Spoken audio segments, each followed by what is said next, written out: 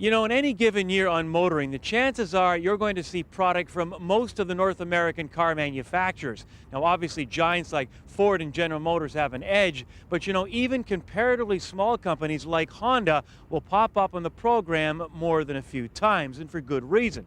I mean, here's a company that began the year by launching the S2000 that possesses the most powerful, normally aspirated engine in the world.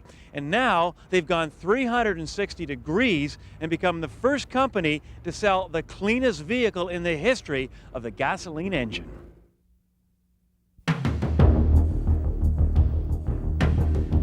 While the S2000 boasts the most horsepower per liter in the world, the Honda Insight's hybrid system uses the world's most fuel-efficient 1-liter gasoline engine, which is coupled with an electric motor allowing the all-aluminum Insight to travel in excess of 1,100 kilometers on a single 40-liter tank of gas. Well, it's been several years in the making, obviously, and we're really thrilled that it's finally here because we've been hearing about it for so long, and we expect it to create a lot of interest in the marketplace because it's going to be the first of its kind to go on sale in Canada. And we think people will be really impressed with its drivability, performance, and obviously the reasons why we're bringing it to market is fuel economy and environmental concerns. So it's exciting for all of us. When you start the car, it's a gasoline engine that has been downsized for fuel efficiency. But the problem with a smaller engine is you lose performance.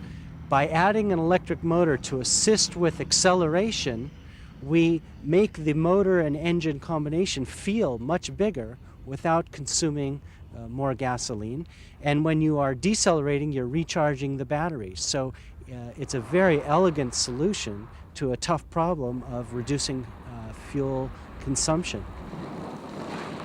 At low RPM, the electric motor will give an additional 50% torque or power to the performance of the vehicle, so it feels like it's got a lot more power. And when you're cruising, you don't use the electric motor or the batteries, and when you're decelerating, you recharge them. The car surpasses, as I mentioned, all federal standards relative to crash testing, and it has all your typical safety options. So it's not only a very fuel-efficient and good-looking vehicle, but it's obviously a very safe one as well. And the great thing for consumers is it drives like a Honda. It has all the feel and fun and performance that you expect in a Honda. You don't have to sacrifice to get a really green car. This package is kind of interesting. The combination of the electric motor and the VTEC of the gasoline engine makes for a pretty potent performer. I was kind of surprised by the performance of the car. Sexy enough to sell? I think so. Fender skirts are back. God, you know, that I can remember one of my first cars was great big old fender skirts, you know. So we'll see. It's reminds me very much of the old CRX, which I kind of liked, and I think it's a cool looking car. They're in the business of selling cars, of making money. Will people buy this car? Cars like this? I don't know if people are going to buy this.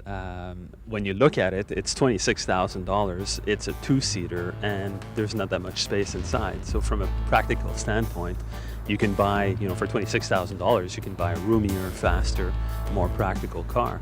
So you really have to be committed, I guess, to getting, you know, the best mileage possible, or to, you know, wanting to be really green in terms of saving the planet.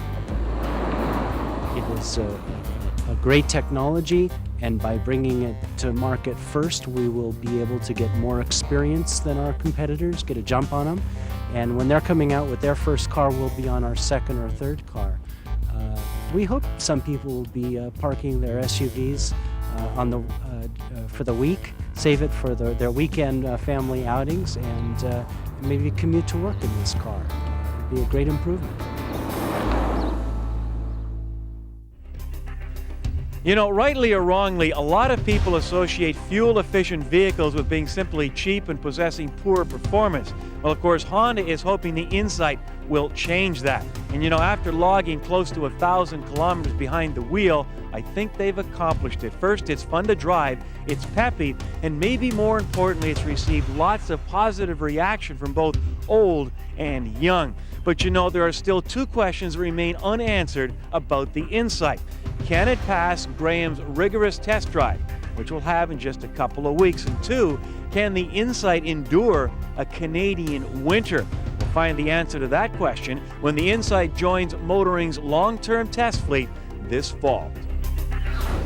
If you're watching this on Facebook, make sure you like and share us, and also make sure you check out our ongoing contest to win lots of swag from Motoring TV and our sponsors. And if you're watching us on YouTube, please subscribe. 30 years of Motoring TV, a virtual automotive video goldmine at your fingertips.